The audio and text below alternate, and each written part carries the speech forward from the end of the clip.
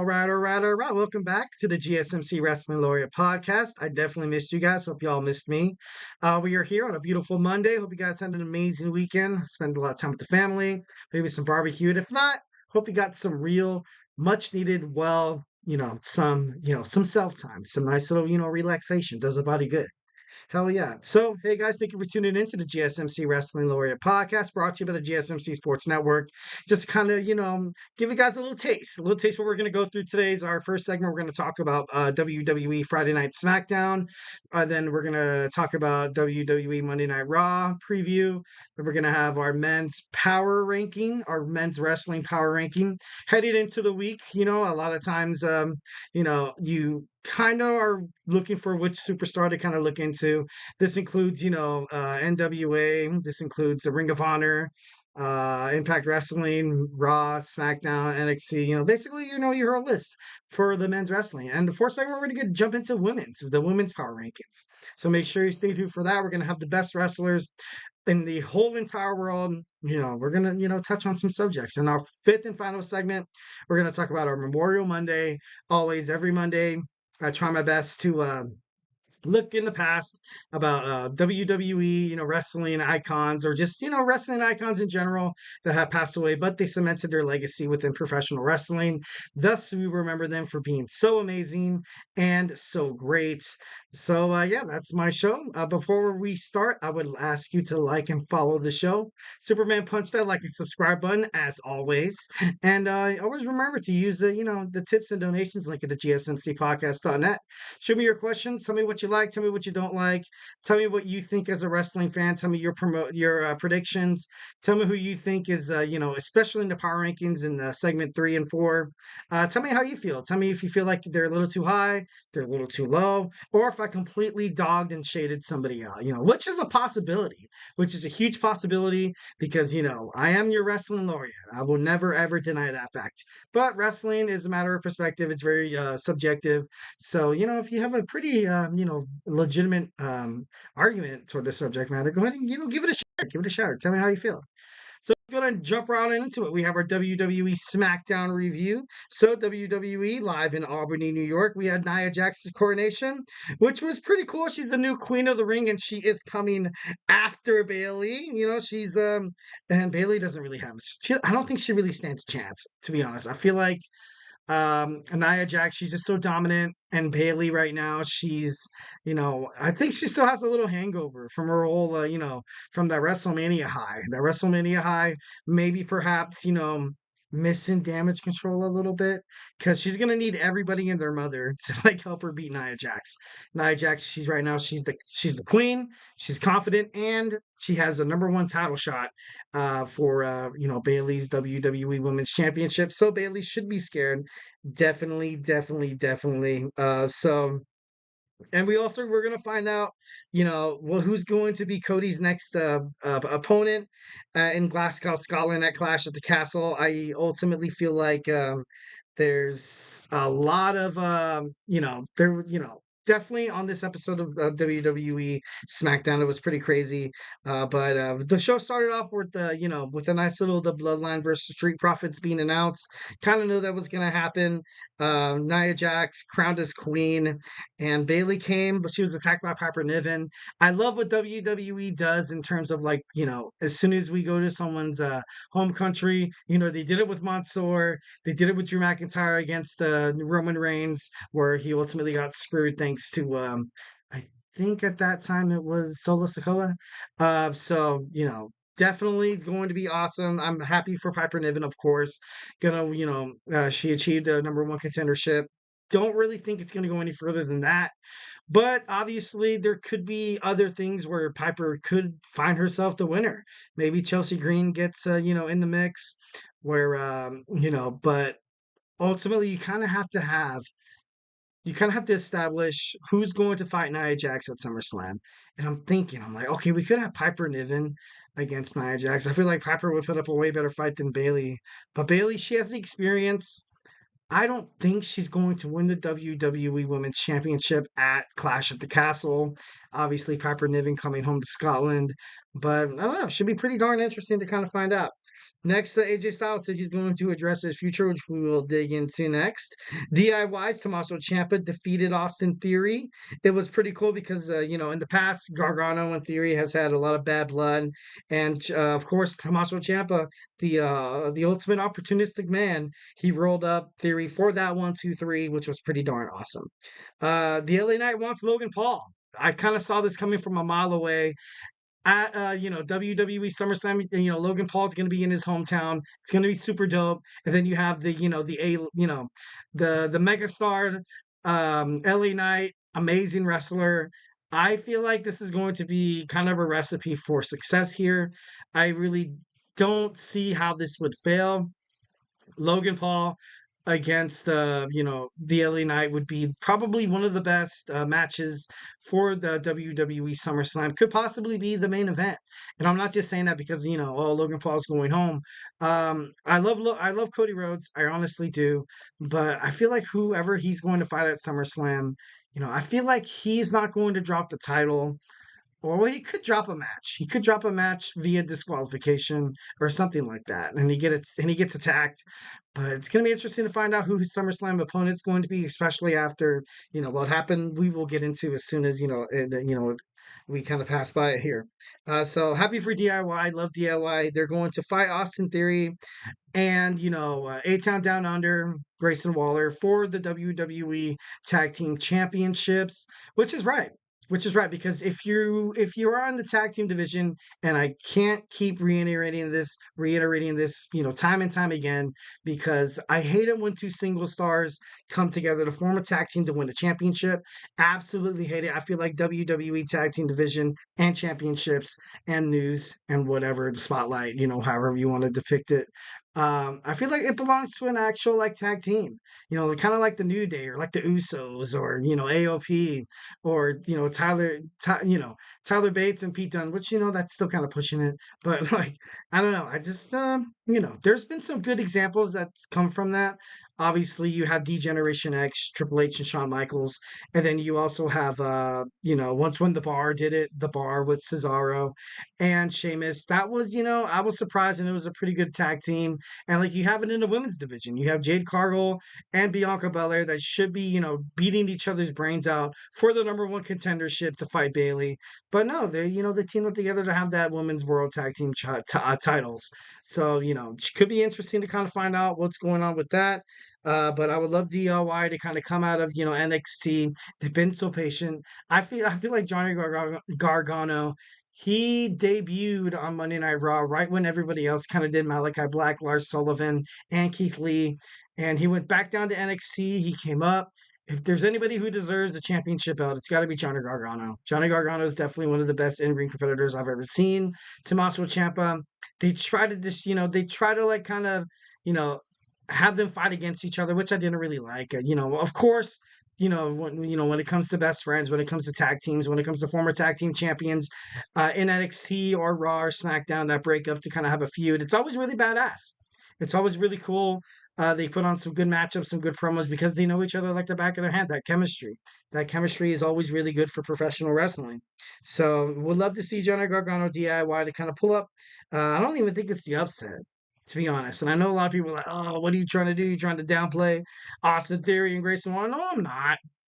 I'm really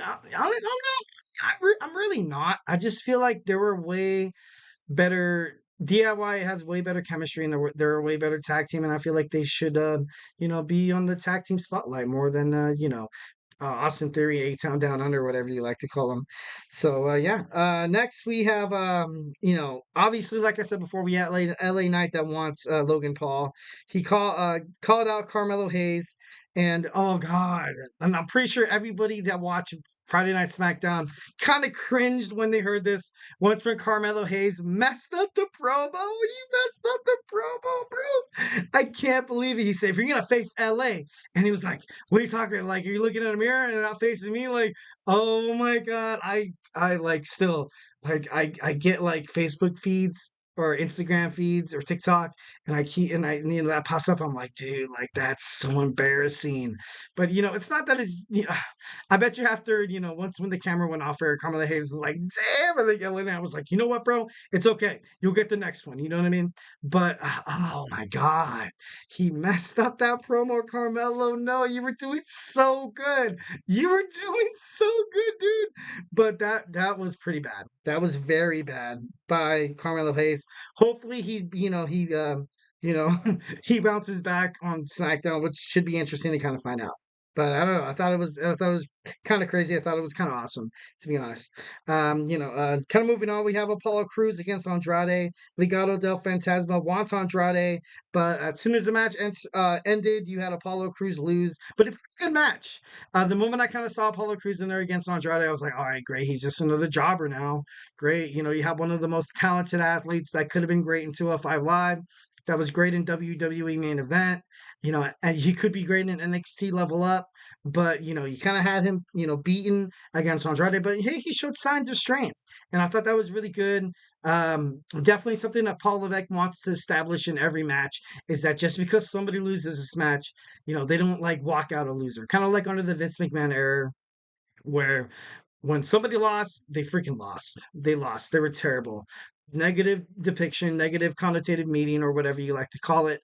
But under this Paul Levesque, you're seeing people who lose this match aren't necessarily losing any momentum toward their career or anything like that. It was just like, hey, like, you got the better of me. Next time, I'm going to try to get the better of you, which is what wrestling should have been from the get go, which is what martial arts and combat sports is all about. The UFC, you have, like I said before, like you have a lot of, you know, if you've ever kind of been to like a taekwondo session or any kind of like jujitsu, kickboxing or whatever, um a lot of times it's about respect for your opponent. It's about respect for opponent. That's why sometimes they kind of, they take a lot of rounds. They kind of set them apart. They're like, all right, like let's get this reestablished. Let's give them some time to kind of fight. And after every match, people shake hands. It's not to kind of beat the crap out of each other, so to speak. It's that you guys have this art form. You guys have this art that you practice really, really like a long time. It's all about respect. And I feel like this new generation of WWE is going to be built on respect. Not really like, and I know this might sound crazy. Like, I don't think it's really based off of like winners and like losers. You know what I mean? Like, I don't know. I just feel like it's more respect based. Which I feel like that's what you're part of your professional wrestling aspect. It's entertainment. It's entertainment to an extent. Physical harm comes to your body. That's why you kind of have you kind of have that respect. You know what I mean? And I feel like Paul Levesque does that a lot better than Vince McMahon does in terms of wrestling bookings and stuff like that. But then, like I said, that's my opinion.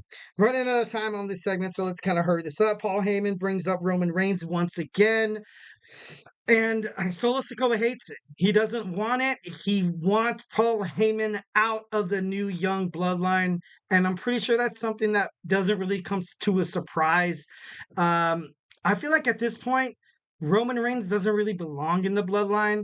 I feel like it should, obviously they're going to keep this promo, they're going to keep this storyline, kind of keeping, as long as they could until Roman Reigns comes back to the WWE, which I believe isn't anytime soon. I would probably expect him maybe a little after Survivor Series, if not maybe around the same time as I don't want to say the Royal Rumble. He comes back and wins it, but it would be kind of badass if he did. But I don't know. I just feel like he said, this isn't a bloodline. This isn't a bloodline. Once again, talking about Roman Reigns. Once again, we're talking about respect for your opponent. But these hoodlums, they're not looking for respect. Their random acts of violence. Like, and even Paul Heyman was getting a little crazy about it. And I was like, dude, Paul Heyman cuts the greatest promos. It's crazy. So and then Kevin Owens, of course, had to be like, you're just Paul Heyman. This is the reason why you are. This is the reason why you're so successful. Is because Kevin Owens, because Brock Lesnar, not Brock Lesnar, God damn it, because Paul Heyman feels like he, even if the person he's representing kind of sucks, Like he kind of ultimately has to be that, he kind of has to be that pillar. He has to be that, that strength. He has to be the reason why people watch this certain superstar and stuff like that. So I don't know. Like I said before, I did a segment on this probably like 2 weeks ago on my podcast about how Brock Lesnar should how Paul Heyman should quit the bloodline. I feel like he should. I feel like at this point, like Solo doesn't need him. He doesn't really want him. I feel like, you have Tomatunga and Tangaloa, they're complete, absolute random acts of violence. These hoodlums have invaded the bloodline. Like it's like his passion is just like so, I don't know. It's pretty crazy, and I'm wondering how the bloodline's going to kind of revive from this. I, and I got a comment from Ralph Rodriguez said Roman is supposed to be back around SummerSlam, and I don't think he's going to be. To be honest, I don't think he's going to be. It's too soon, a lot too soon right now. You kind of have to establish Solo Sikoa as the tribal chief. If Roman Reigns comes back, people are expecting, oh, it's Roman against Solo. But you have Roman, all of his accolades, and then you have Solo Sikoa. What the hell does Solo Sikoa have? Before his recent stint with the Young Bloodline, he's a loser. He's been a loser for the longest time. The last win he had was against John Cena. Like, they're still trying to build up Solo Sikoa to this point where maybe if Roman Reigns comes back, it's like it's a legitimate fight. But right now it'd be like taking candy from a baby. Roman Reigns would absolutely destroy Solo Sikoa. And that's why it kind of got me thinking that maybe The Rock comes back to try to back Solo, tells Roman like, "Hey, we gotta stop about this respect stuff. We kind of have to, we can't keep doing this. I support the young bloodline." Roman grabs Jimmy and Jay and perhaps maybe Sami Zayn, and he's like, "You know what? These are the guys that was built on respect. Although we did cause some shenanigans back in WWE when in our heyday, um, I feel like it's going to be." It's gonna be based on respect, and it's crazy. And I agree. I agree. There is no bloodline without Roman Reigns, but Solo Sikoa is trying to recruit. Obviously, he has Tamatonga and Tangaloa. I feel like, obviously we're still waiting on Jacob Fatu. Jacob Fatu still recently signed from MLW. Still kind of waiting on him to make an appearance. Wouldn't surprise me if he's the one that makes his debut during SummerSlam.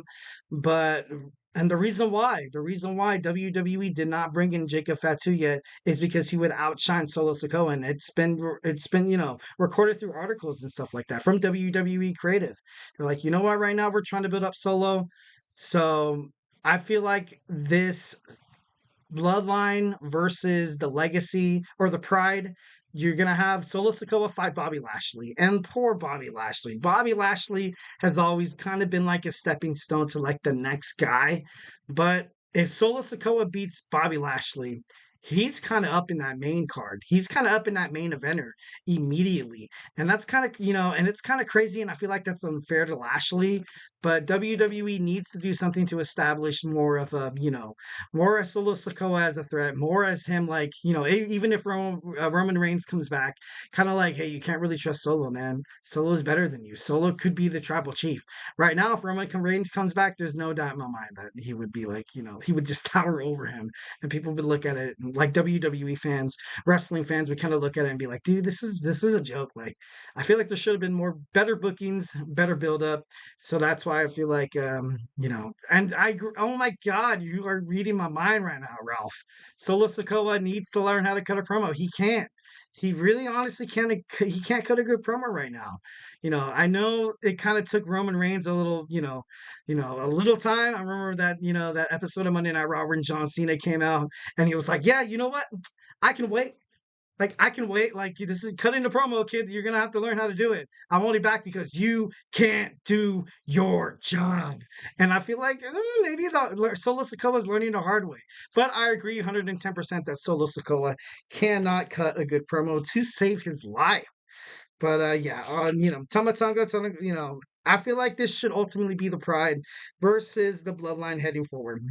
Running out of time, so we're gonna kind of wrap this up. We have Bailey and Naomi against Niven and Chelsea Green.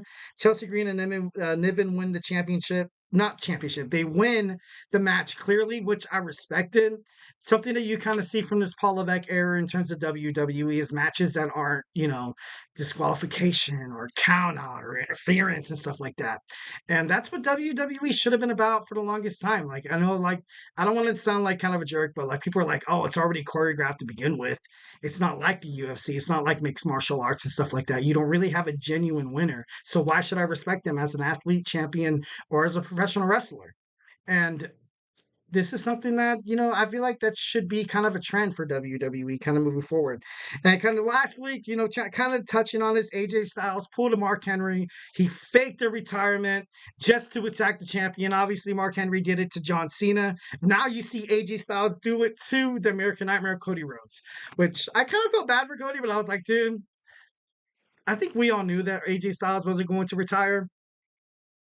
Ever since TNA and WWE, it's kind of had this crossover. A lot of people kind of think that AJ Styles is going to go down to TNA, kind of finish his story. But I don't know. AJ Styles is once again showing why he's going to fight Cody Rhodes. Cody Rhodes does not have an opponent at SummerSlam. So, but AJ Styles has to start from the bottom. He has to start from the bottom. But I can imagine you really don't have anybody to fight not Logan Paul, but to fight Cody Rhodes right now. So there's probably going to be like, oh god, and I hate it. I hate it. There's probably going to be like an over the top rope battle royal to determine who's the number one contender, which I kind of hate. I'd rather have a gauntlet match. Or I'd rather have like an AEW casino gauntlet match where people just keep coming in and you got to try to beat them up as soon as they can. But I don't know. I think it'd be kind of pretty badass to kind of have the number one contender decided off of that. Well, guys, do not go anywhere. First segment is done. We're going to move on to our WWE Monday Night Raw preview. Like I said, it is airing right now. It's already aired on the East Coast. I swear to God, I have not looked at a single shred of social media feeds from Facebook, Twitter, Instagram, TikTok or whatever. So, I'm just right there with you guys. I have no idea what went on. I have it taped. Can't wait to watch it. So, yeah. Just stay tuned and we're going to get into that. So, hey, stay tuned. I feel like I'm losing my mind. Is everybody in the world blind? Please, Lord, give me a sign, a sign. I feel like I'm losing my mind. Is everybody in the world blind? Please, Lord, give me a sign. I wanna be the greatest. Everybody on their fake shit. I look around and feel like everybody is the fakest. I make this every day and I'm impatient, hoping one day I blow up from the basement. Statement, the top is so vacant. I don't hear shit that I think is amazing. Waiting for my day when I'm playing sold out shows for 1,000 faces. Hey, give me that crown, get in my way and to be put down. It ain't your place, all this my town. If I want that shit, then I'll get it right now. I'm losing it, the noose it fits. I'm losing shit, a stupid myth. You choose to live or choose to dip. You choose to fight or lose your grip and lose a gift. I feel like I'm losing my mind. Is everybody in the world blind? Please, Lord, give me a sign, a sign. I feel like I'm losing my mind. Is everybody in the world blind? All right. Welcome back to the GSMC Wrestling Laureate Podcast. I'm your host, Eric Rodriguez, here with all your cool wrestling factoids, all your ins and outs in terms of the professional wrestling industry, all the hot takes, all the sports news, and whatsoever. So just kind of reflect on what we talked about. Our first segment, we talked about our WWE Friday Night SmackDown review. So now we're going to get into our WWE Monday Night Raw preview. But before I move on any further, I want to remind you guys to use the tips and donations link that really helps the show. Leave a positive review here at the GSMC Sports Network. We love peace, love, and positivity all the way, 110%.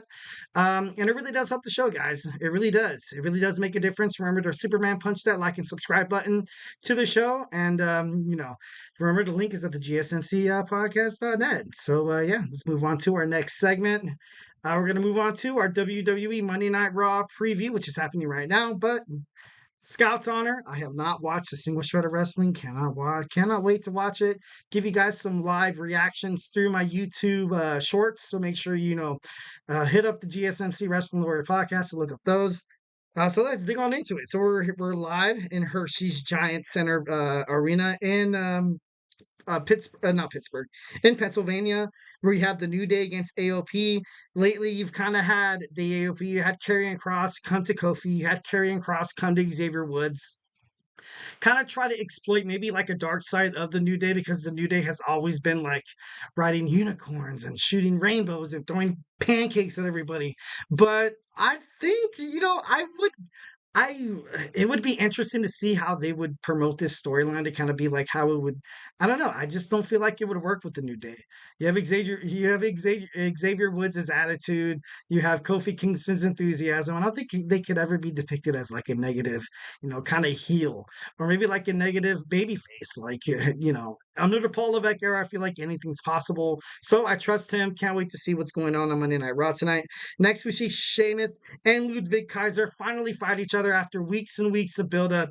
Ludvig Kaiser, that disrespectful mother trucker. I'm just kidding. No. But and then we have Sheamus, the Celtic Warrior. Sheamus has been, ever since he came back from his his neck surgery, which isn't, which isn't easy to kind of come back from.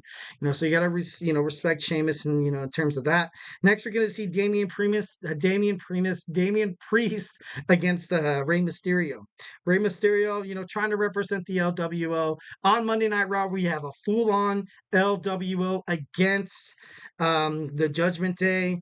Damien Priest ultimately is probably going to beat Rey Mysterio, but I feel like Rey will leave his mark on Damien Priest. There's been a lot of speculation. I know in an interview they kind of had with Rey Mysterio. I think it was Inside the Ropes. I'm not too sure, but they kind of asked Rey Mysterio, like, would you be against going heel?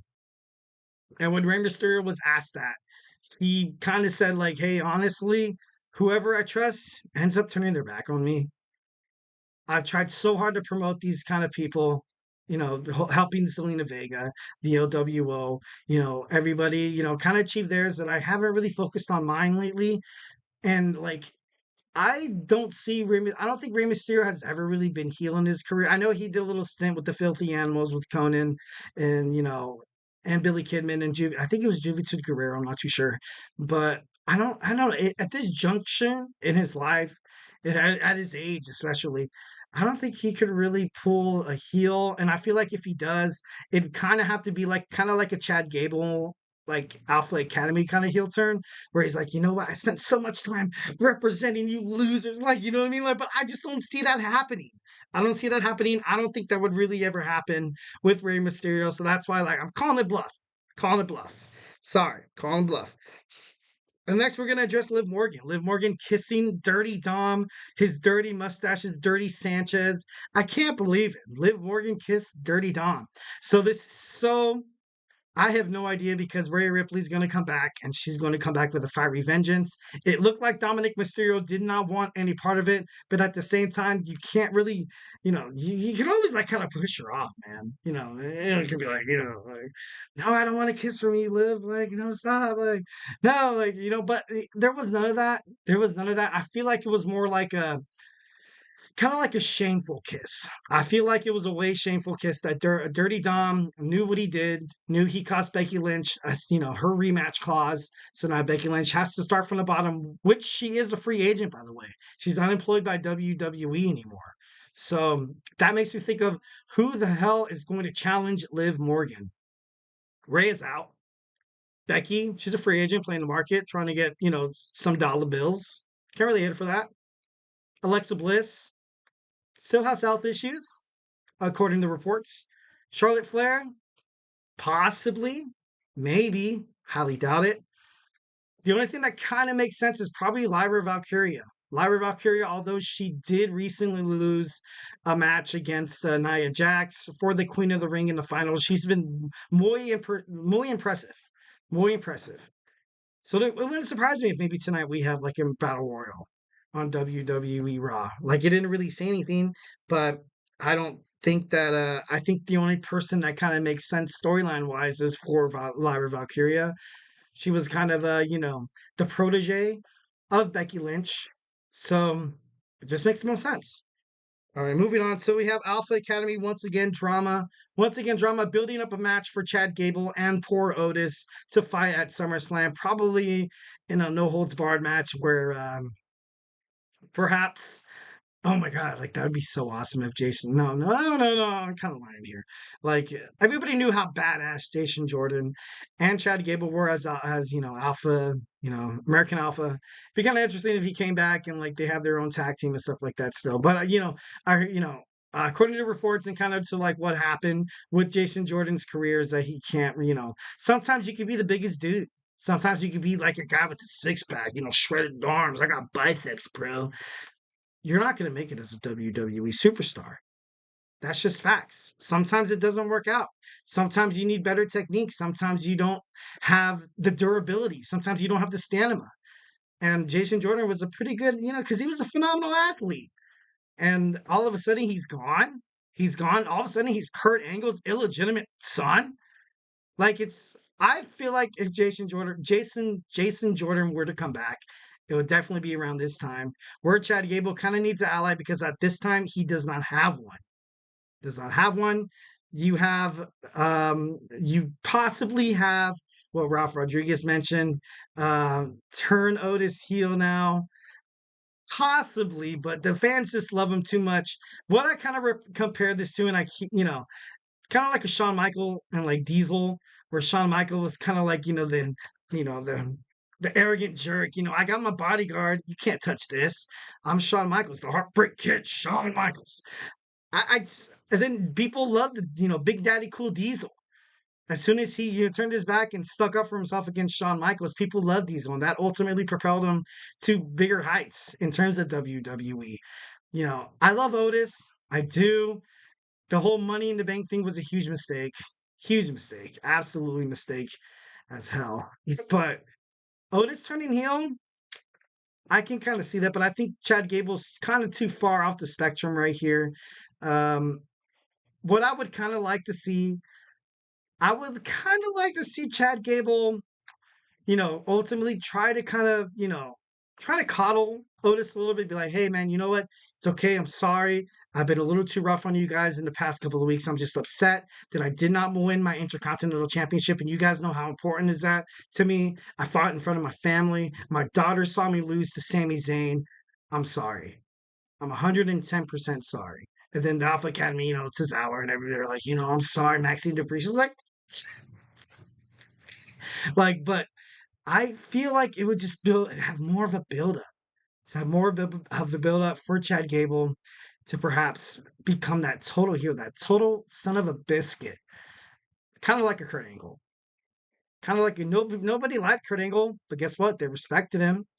He was an amazing in-ring competitor. Hall of Fame. He's probably won the most championships in college wrestling, Olympic wrestling, professional wrestling combined. He's probably one of the best wrestlers in the world, number one, hands down. That could be Chad Gable. So I would like to kind of see that happening. Like I said before, okay, now kind of moving on, we have Braun Strowman. Braun Strowman needs a storyline. He's kind of been chasing around the Judgment Day for too long. Caused Becky the match throwing. It was really dumb. The way Becky Lynch lost that match was really stupid, but kind of we're running out of time here. Next, we're gonna have our tag team championship. You have the Judgment Days going against R-Truth, the Awesome Truth. Should be interesting to kind of find out. I feel like at this point, if you're trying to break up the Judgment Day, which I think WWE is kind of heading toward, it'd make no sense for Damien Priest and JD McDonough to win this match. So, but with the help of Carlito, perhaps maybe, there's other plans, or maybe Carlito, wants to team up with Finn Balor instead of JD. So maybe like he did with the LWO, he injured Dragon Lee for the WrestleMania match, hoping it was going to be him, but Andrade came back. But maybe Carlito's, he's just looking for some love. Just looking for some love, bro. We have Sami Zayn. That's why we're going to address the WWE and Gunther. Gunther as well. Gunther has been recently kind of been depicted as kind of like a cheap King of the Ring kind of winner because Randy Orton's shoulders was not down. It's been confirmed. It's been confirmed by WWE. Paul Levesque said in an interview that he understands what has happened, and in the future there will be a rematch. That's why you don't see Gunther wearing the crown. Or really kind of speaking on behalf of, you have Nia Jax. Her coronation was on Friday Night SmackDown. She's kind of, oh, the queen the queen demands your presence. But Gunther, I feel like he kind of saw through the WWE bullspit. And he was like, you know what? Like, that wasn't clean, guys. I feel like there was obviously a misunderstanding. If it was purposely done, I'm not sure. If it was, by accident, I feel like ultimately that kind of hurts the King of the Ring kind of prestige. But it's going to be interesting to kind of see how they do with that, because obviously you have Randy Orton that's on WWE SmackDown. It's not like something to be like, oh, on Monday Night Raw, we have Gunther rematching with Randy Orton. Like, it's not the same thing. It's not the same thing. You have two brands kind of going at it. So, and this is for the number one contendership to fight on their respective brands at SummerSlam. And Gunther is going to fight Damien Priest. He's already been talking spit. But if Randy Orton wins to fight Cody Rhodes, I feel like a better match would be Cody Rhodes against Randy Orton. You find a way to kind of mix up the bloodline. Gunther is pissed, so he takes out his frustrations on somebody else. That's when you break up That's when you break up the Judgment Day. You have a Finn Balor versus Damian Priest main event. That's main event worthy. That's main event worthy for the World Heavyweight Championship at SummerSlam. But, hey, that's my opinion. Next, we're going to see Braun Breaker. Braun Breaker, his storyline and his booking has been absolute crap. I hate these squash matches. He's going out, he's attacking Ricochet. He's attacking the Mad Dragon, Ilya Dragunov from the NXT. It just doesn't make sense. You need to make something make sense with Braun Breaker tonight. We have Natalya against Kiana James. I feel like Natalya is ultimately trying to build up momentum. Like I said before, last podcast on Friday, Jordan Grace has issued an open challenge for her TNA Knockouts Championship at against all odds. So I feel like the thing that makes sense is Natalya. Natalya on social media, on Twitter, has issued a challenge to Jordan Grace to open up that forbidden door. So if anybody's building momentum to fight Jordan Grace, I feel like it's Natalya. Dragon Lee's going to fight Finn Balor, like I said before, a full-on LWO against the Judgment Day. And Drew McIntyre is going to need to cut an amazing promo to set up Clash of the Castle. And yeah. So totally, running fast of time here. Always running fast of time. So we're going to jump into our men's wrestling power rankings. We're going to talk about men's wrestling all over the spectrum of wrestling.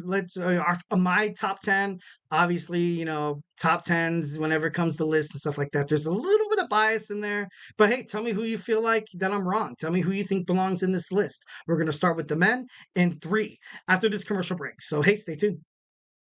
Looking for your daily fix of sports talk without having to pay for it?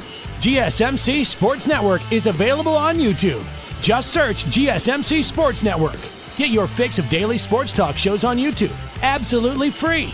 NFL, college football, NBA, MLB, MMA, UFC, fantasy football, and so much more.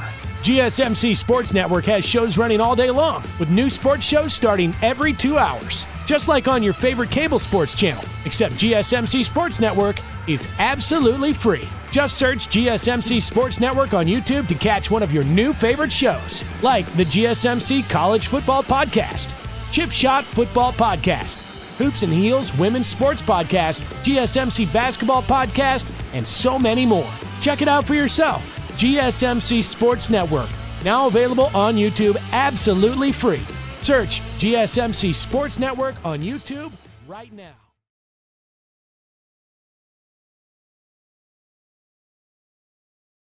All right. Welcome back to the GSMC Wrestling Laureate Podcast, brought to you by the GSMC Sports Network. I'm your host, E, here with all your cool wrestling factoids. Just kind of reflect on what we talked about. We had our WWE SmackDown review, our WWE Monday Night Raw preview, and we're going to jump right into our men's wrestling power rankings. So like I said before we move on any further, we're going to remind you guys to hit that tips and donations link at the gsmcpodcast.net. Tell me how you feel. Tell me tell me what you like. Tell me what you don't like. Tell me if you hate my light blue shirt. I recently bought it. Maybe a size too small, actually. It's a little snug. But, moving on. So we're going to talk about our men's power rankings. So, let's go ahead and start. At number 1, I have my man, The Ring of Honor World Heavyweight Champion brought Mark Briscoe.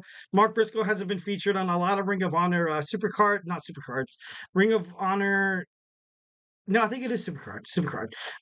Because recently he's had a son. He brought a son into the world, his first son. So definitely, gotta respect a man who's willing to take time off from his job to support his wife. Definitely, round of applause, my man. Especially in a job like professional wrestling. Professional wrestling, the reason why they kind of have a lot of scrutiny and probably a reason excuse me, part of the reason why they kind of want, kind of a little compensation for what they do, because you essentially miss out on a lot of things that happen in life. So Mark Briscoe, he's number 10. He's the Ring of Honor World Heavyweight Champion. So yeah, uh, like I said, Mark Briscoe, he's the man. Definitely respect him 1,010%, and this is going to work. Okay, here, let's try to switch it on or off. I know a lot of things could having some technical difficulties with my OBS. Trying to hit up this okay, let's kind of jump right into this. I apologize for the mix up, but technology is supposed to be your friend, but ultimately he is not your friend. He is not your friend. Oh yeah, no, looks like this isn't going to happen. So we're gonna have to, kind of freestyle it. So okay, like I said before, at number 10, I have Mark Briscoe. At number 9, I have Gunther. I love Gunther. I think he's doing a really good job in WWE, but um, he kind of won the King of the Ring, not really cleanly. Excuse me, and I feel like that kind of hurts kind of his character a little bit, because the moment the King of the Ring tournament kind of started, I kind of knew Gunther was going to win. I knew he was going to win. I knew he was going to be the one to challenge. I personally wanted him to challenge Cody Rhodes. I feel like that would have been a hell of a lot better, but that did not turn out. That's why I have Gunther kind of so low in this. I know he's the longest reigning Intercontinental Champion at 666 days, but yeah. All right, at number 8, I have Damien Priest. Damien Priest, I love Damien Priest. I love kind of the way he's kind of being brought up. Kind of love the way that he's kind of, he has that story where he's come from nothing to something. But I still think that he's that bridge kind of champion. I don't feel like, how do I say this without sounding like a jerk? I don't feel like he's going to make it past SummerSlam, and that's nothing on him. I, I don't know. I'm not trying to sound like a hater. I love Damian Priest. I love what he's, trying to do. I love that they finally have kind of like a big, dominant, strong man like Damian Priest. Damian Priest has put in his hours in the WWE to deserve this position. So hopefully good things happen for him. But I don't know. He's still at I don't know. He's still at number 8 for me. All right, number 7. I have EC3. EC3 is single-handedly him and Billy Corgan, the lead singer of the Smashing Pumpkins and the president of the National Wrestling Alliance. I feel like, the new deal with the CW app, bringing the NWA Power episodes to they're going to bring it to live TV pretty soon. So they're trying to basically revive a wrestling promotion that has been dead with EC3. EC3, that's impressive. That's, imagine putting all that's like LeBron James if he went to play basketball with a little league team. They're like, hey, dude, no offense, but we're not that all popular. We're not that all that great. But I'm not trying to dog on, I'm not trying to throw shade on NWA wrestlers because they're impressive. They're wrestlers. I couldn't get in the ring and do all that stuff. So, but I don't know. You just kind of, I feel like the EC3's, he's kind of like the LeBron James of the NWA. You kind of need him like the NBA did with LeBron James. They kind of put their product on his back and he carried him. He carried him. Now you have the NBA for what it is, and hopefully EC3 does really well with the NWA because it's been historically founded that the National Wrestling Alliance has and the American Wrestling Alliance has basically kind of been like the lifeblood of professional wrestling. You had great stars that went on to WWF, who obviously went to Jim Crockett Promotions, which turned into the World Championship Wrestling.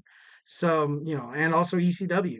So, I think that, I've got to pay respect to EC3. At number 6, I have Trick Williams. Trick Williams, still the NXT World Champion.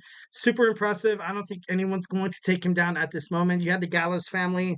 Like Joe Coffey wanted to attack Trick Williams, but I feel like he's still highly over right now. I feel like he's kind of over that. At number, sorry, excuse me. At number 5, we have Swerve Strickland. Love Swerve Strickland. Think he's an amazing wrestler. Yeah, honestly, I don't know. Voice is kind of, dang it, why is this happening? Uh, um, um, he's the AEW World Heavyweight Champion, and we kind of have to move on here. Dang, I don't know what's going on. At number 4, we have Jon Moxley, the IWGP Champion. He's definitely one of the best wrestlers in the world. At number at number 3, we have Moose, the TNA Impact World Champion. At number 2, we have Will Ospreay, and at number 1, we have Cody Rhodes. Kind of sucks because the freaking graphic didn't really work out. Which, if you guys want to keep looking at Mark Briscoe, we can definitely keep doing that. But because he's an impressive guy, he's awesome. But yeah, let's go ahead and dig on into our women's power rankings. Let's see if this works. Let's turn this off. Oh, okay, that works. Okay, so maybe it's just the imagery. Maybe it's just something going on with the Wi-Fi or whatever. Maybe robots are taking over. We don't know.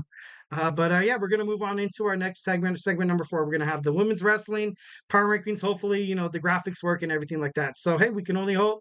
Join me after this break. I'm sorry for the mix-up. Sorry for the technical difficulties.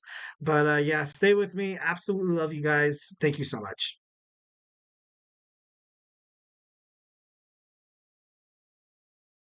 For the best and latest podcasts available anywhere, go to the podcast app on your cell phone and type in GSMC to access free content-rich podcasts on health and wellness, book reviews, sports, entertainment, relationships, social media, movies, technology, finance, and even weird news. Subscribe and download the GSMC Podcast Network's family of shows, available everywhere podcasts are found.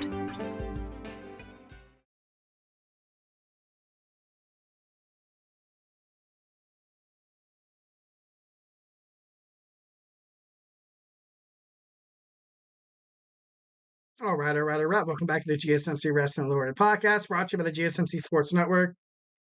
Just kind of reflect on what we talked about. We had our WWE Friday Night SmackDown review. We had our WWE Monday Night Raw preview. Then we jumped into men's power rankings in terms of wrestling. And now let's move on to the women. So I don't know. So like I said before, hope you guys love that. You know. That thing of my man Mark Briscoe.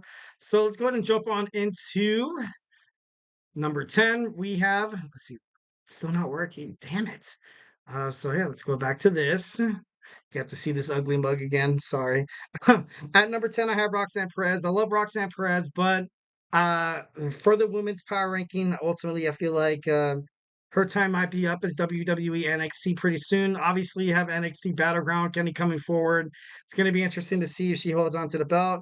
At number 9, I have Lyra Valkyria. Valkyria, ever since she made it onto the WWE Monday Night Raw roster, being drafted by Adam Pearce. She's been pretty impressive. I want to move her up forward, but she recently lost the Queen of the Ring. But I'm not trying to throw shade at that. Having her here at number 9, I feel like is, as compared to thousands of other women's wrestlers, I feel like, that's pretty good. At number 8, I had Becky Lynch. And although Becky Lynch has lost her championship, although she is a free agent with the WWE, I have her on this list mostly because she's the dealer. She kind of has her fate in her own hands. Can she get a handsome contract by Tony Khan and she heads to AEW? Could possibly be it. I know a lot of people are like, she's probably going to stay with her husband in WWE. But, Seth Rollins, Becky Lynch, they've kind of achieved everything they kind of had in terms of professional wrestling in WWE. If they want to fight more from like a world, wrestling spectrum where they're fighting the best in the world, the smart thing would probably go to AEW. AEW recently merged with New Japan Professional Wrestling, recently merged with Ring of Honor, and I feel like only in a matter of time they're going to merge with like another wrestling brand and stuff like that. So it wouldn't really wouldn't really be that crazy if Becky Lynch and Seth Rollins end up on AEW. or in New Japan Professional Wrestling, because like if they do leave the WWE, I feel like the WWE will be a little like, well, that's why this is a huge big ass maybe. And Seth Rollins has kind of been Triple H's guy for the longest time, ever since you had him cash in his Money in the Bank against Brock Lesnar, and Roman Reigns was like, Seth Rollins wants that title. Like you kind of put a huge target on Seth Rollins' back, but I feel like he's not going to lead Triple H in any way. So, definitely think that they're going to stay, right where they are. All right, so we have at number 7 we have Liv Morgan, and I do love Liv Morgan. She's cool and all. I think she's great right now, but I feel like just like I was talking about with Damien Priest, she's kind of around that same area. She's kind of a bridge champion. She's a bridge champion. I feel like WWE is kind of looking for kind of like someone to step up to Liv. I know as soon as Rhea Ripley comes back, she's probably going to challenge Liv Morgan. But I feel like when she does, probably Dirty Dom is going to choose his side and screw over Rhea Ripley to help Liv Morgan out, which but that's my opinion.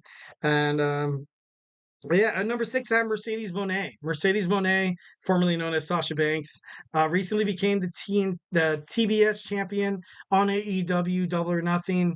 It's not that I don't like her. It's not that I don't like her. I think she won a championship way too fast, especially after a month and a half of just kind of waiting and cutting the same crappy promos over and over and over and over again. But that probably wasn't Mercedes. That was AEW. Be like, all right, let's wait, let's have this build up. But I feel like the build up was a little too much. So yeah. At number 5, I have Athena. Athena, the Ring of Honor World Women's Champion, has been, she's on a historic run. She's killing it. Definitely miss her from WWE NXT, Ember Moon. But I feel like she has the Ring of Honor Women's division on her back. That's why I kind of put her so high. At number 4, I have Nia Jax. Nia Jax, she's the irresistible force. Nia Jax she has a lot of great things coming her way. I believe that 1,010%. She's the king. She's the queen of the ring. She has a number 1 contendership, number 1 contenders match against Bayley at SummerSlam or Piper Niven, which it's kind of crazy, but whatever. I feel like at this point in Nia's career, this is her time to strike. I feel like this is her time to kind of come up from WWE, to kind of come up from the women's division. Nia Jax should be she's been a part of the company for so long. I am a Nia Jax kind of guy. I think that she's great. I don't think she would ever kind of be like that bloodline or kind of join the bloodline or anything like that. So, I don't think WWE will really touch on, women kind of in the bloodline, but that'd be pretty interesting. Maybe Tamina comes back, possibly, but I don't know. I think that'd be pretty crazy. At number 3, I have Bayley, the WWE Women's Champion Bayley. Once again, I love Bayley. I feel like she is, ever since she's kind of merged into like this babyface role, she doesn't belong as a heel. She doesn't belong in a heel. She cuts crappy promos. She's not good on the mic. She's not good on thinking on her toes. And I'm not trying to say that because I hate her. I'm not trying to say that because she's bad. I'm not trying to say that because she's not a good wrestler, because she is a good wrestler. Bayley is a good wrestler. She's been a wrestling fan her whole entire life. I feel like the best thing for Bayley is to just continue this babyface role. If she drops the championship at any given WWE main event, it's not really going to be a surprise, but at the same time, it's not really going to be in a position where people can be like, well, Bayley sucks. Bayley's terrible at what she does. She's not a good champion. No, because she already established that. She's one of the four horsemen in WWE NXT Women's Division. Like, she obviously has a lot of respect on her back. So would it surprise me if Bayley does lose the championship at SummerSlam, but she's just doing it because she's trying to put over other talent. And that's something you definitely should do when she's at her age, when she's kind of had her tenure with WWE, she's kind of had her spotlight. If Bayley kind of has a WWE title run, kind of like, I don't want to compare it to the men's, but kind of like a John Cena, because I don't know, I feel like, I don't want to compare apples to oranges here, because John Cena was amazing. But I feel like Bayley and John Cena at this point are kind of like in the same boat. Like where you kind of had John Cena as that very flamboyant, kind of like this panders to the crowd, tries to get other people over and stuff like that, which John Cena did at the end of his career. Because before then, he wasn't really game for putting people over him, because obviously who would want to be? Who would want to be like, basically, you're trying to be like, this guy's going to get paid more money than I am. This guy's going to get better deals. This guy's going to get the strap on him. He's going to be, he's going to get all the endorsement deals.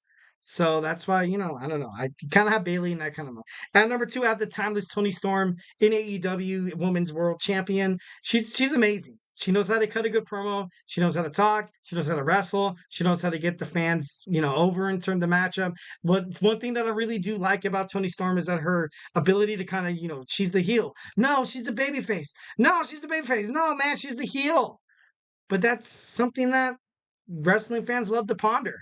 And that's something that, definitely love watching Toni Storm doing what she's, doing in AEW. At number 1, of course, it'd be kind of stupid not to have her as number 1. You have Jordynne Grace, the TNA Knockouts World Champion. She's been on WWE NXT. WWE wants her.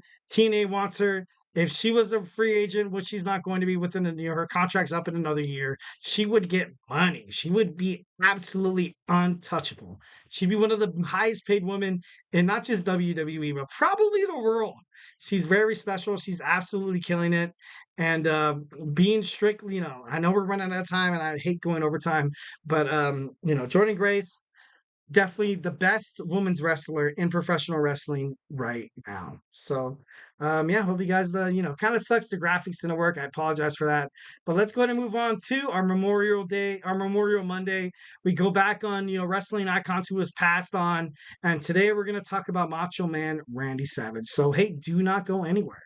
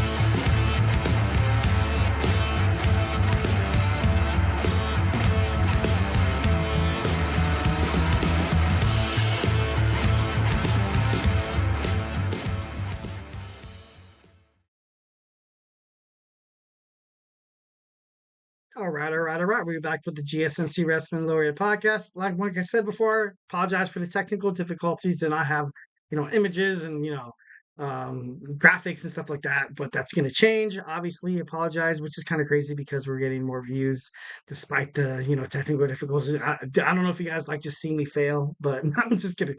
Let's go and move on to our Memorial Day. We have a Memorial Monday, Macho Man Randy Savage. We talk about, how he impacted the ring, how he impacted the WWE, WCW, basically how these WWE or these wrestling superstars kind of cemented their legacy within the wrestling organizations and stuff like that. So we're going to talk about the Macho Man Randy Savage. So let's dig on into this. It is 9:00. Technically, my show is over, but we're going to overtime.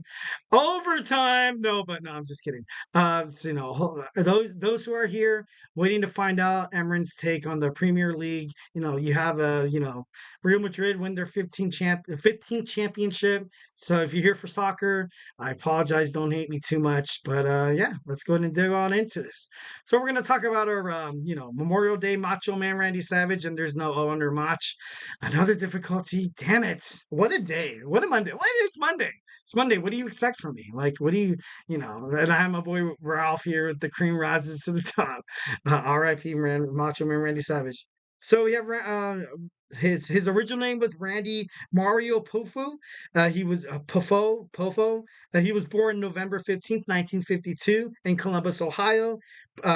He was a professional wrestler. He was also an actor, a rapper, and also he played Major League Baseball. He was a Major League Baseball player. He was recognized for his flamboyant in-ring attire and his raspy voice, like, Yeah. Obviously, he had that deal with Slim Jim that made him millions. Most of his for most of his WWF, WCW career, he was managed by his real life wife, Miss Elizabeth. He has 10 world championships. He's also Intercontinental Champion. He's won the King of the Ring in 1987, and he was inducted into the WWE Hall of Fame in 2015. He was signed by the St. Louis Cardinals, kind of crazy for Ralph, as a catcher right out of high school at age 18. He injured his right throwing shoulder, headed into the trying to get the catcher to lose the ball, trying to score that run, but ultimately I believe he was probably out because he was out. His right shoulder was absolutely thrown out. But did the Macho Man Randy Savage give up? No. He taught himself how to throw with his left hand, and he continued playing baseball. That's absolutely crazy. If I ever injured my hand and it was my predominant hand, imagine I was like, you know what? I don't want to play no more. Like I'm not going to teach my left hand how to throw because if you're a right-hander, and if you're a left-hander, and vice versa, if you injured your throwing hand or your dominant hand, would you really continue doing the thing you want? Like it's crazy. That once again, that's probably the reason why the Macho Man Randy Savage has been probably so influential in terms of wrestling because he has that non-quit attitude. A lot of people loved his promos. People debate that he's probably the best title defender of all time, and it's legitimate. It's legitimate because no one did it like the Macho Man Randy Savage. Of course, you had Hulkamania, you had Yokozuna, you had things going down officially like during down the end of the road with the WWF, with with Ricky Steamboat, and of course, once when he, Ric Flair with WCW, there was always the Macho Man Randy Savage. The Macho Man Randy Savage was probably the best example of how a mid Carter could be World Heavyweight Championship. But then again, you can't really depict him as a mid Carter because he was just so prominent. He was just so prominent. He could touch every base, and I know kind of playing to that baseball aspect of it. But no, he was really good. He was really good. The last season, he was with the Reds organization at Class A, the Tampa Bay Tarpoons. He played in 289 games over 4 seasons in the minor leagues. He had a overall batting average of 2.254. He hit 16 home runs and he batted in 229 runs, which is pretty good. That's not bad. 4 seasons, that's not bad at all. It's no Barry Bonds, I'm just kidding. um, and once when he finally broke into the wrestling business in 1973, he was known as the Spider. He was known as the Spider. He kind of mimicked it off of Spider-Man from his favorite comic book. In Georgia Championship Wrestling, Booker Ole Anderson said the name Pofo, his last name, wasn't the right name for a wrestler who approaches every match as a complete savage, which kind of created the Randy Savage thing. He was then, he then moved on to, he quit Major League Baseball and he decided to become a professional wrestler with his brother during his father's promotions and stuff like that. But he eventually made it in Jerry Lawler's Continental Wrestling Association, where he feuded with Jerry Lawler over the AWA Southern Heavyweight Championship. He debuted in WWF in 1985, feuded with Bruno Sammartino, Ricky Steamboat, George Steele. In WCW, he feuded with Ric Flair. Also, he had this stint where you had the Mega Powers reunite with Hulk Hogan.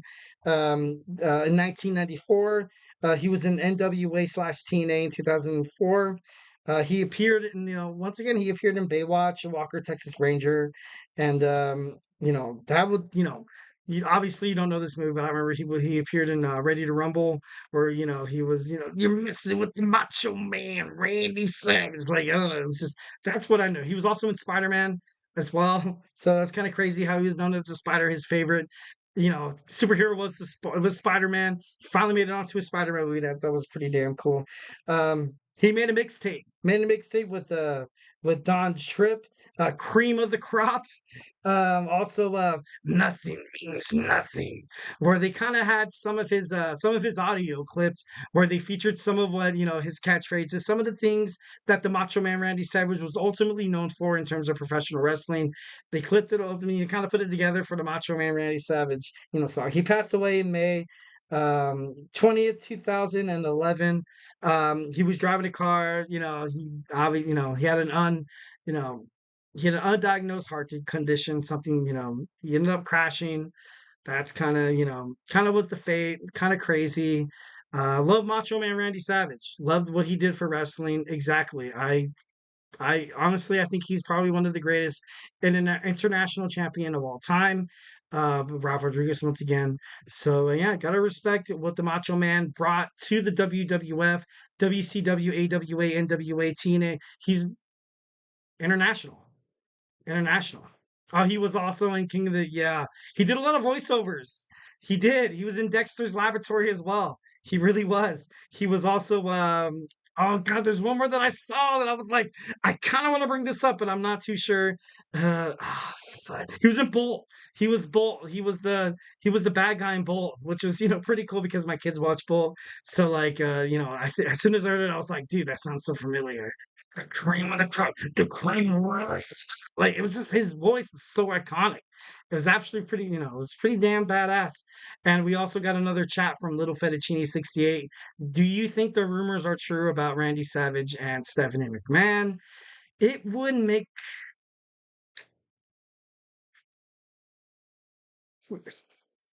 It would make a lot of sense because throughout his tenure with WWF, Vince McMahon didn't like him. He really honestly did not like him for reasons that were unknown. He was the main guy. A lot of people thought, like, you had Pat Patterson, and I think you had Gerald Briscoe, and a lot of WWE creative that were chirping in were chirping in the ears of Vince McMahon that Randy Savage, he's the next guy. He's the next guy. He has the crowd. He was the ultimate babyface. Macho Man Randy Savage was, and much like when you saw Hulk Hogan went, kind of abroad when you saw him kind of go AWOL, join the NWO and stuff like that. And I don't know, it would just make sense. And I'm not trying to, trying not to, get fired. I'm just kidding. But honestly, I feel like there could have probably been a possibility that could have been a thing between him and Stephanie McMahon. It would make a lot of sense, and it would make a reason why you would want to let a top talent like the Macho Man Randy Savage leave. Because why would you want to make someone who's so profound with the fans, someone you have slogans after slogans? You see him in TV. Like I said, he's an actor, he's a professional wrestler, he's a rapper. Like, dude, like it's crazy. Like you have this entertainment conglomerate, this marketable species that you could definitely have your business grow onto into this tree that can flow out money.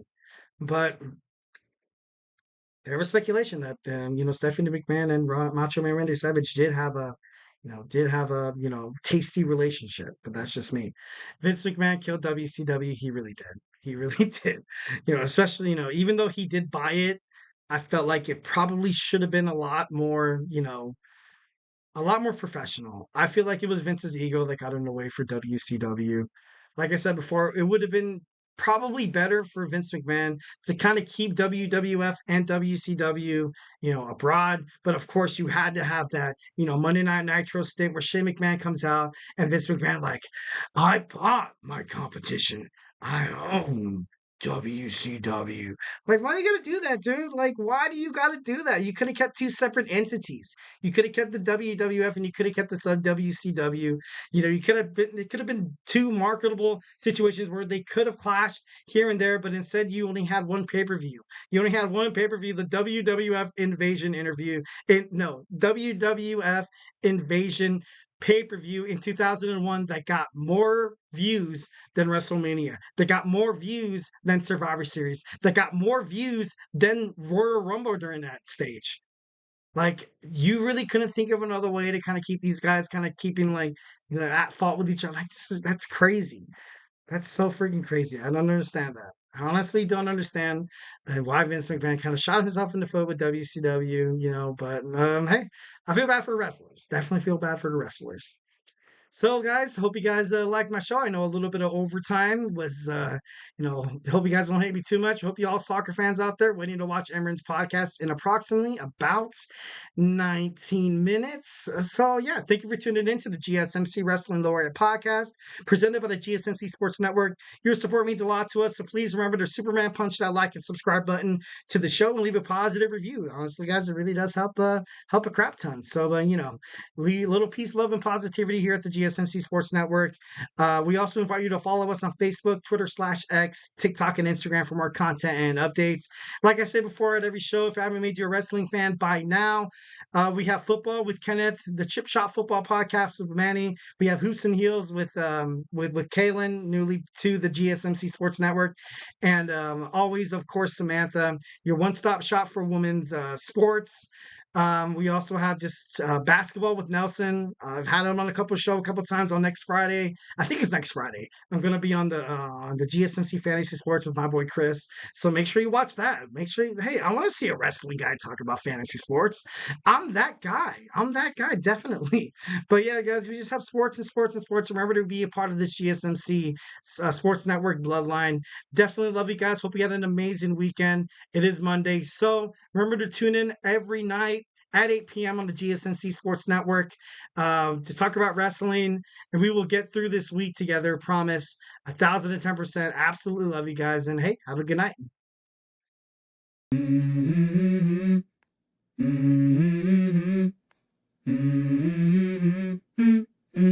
Let's go.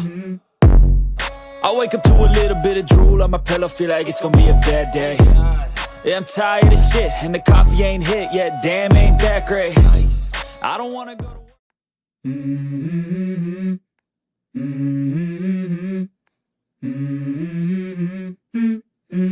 Let's go.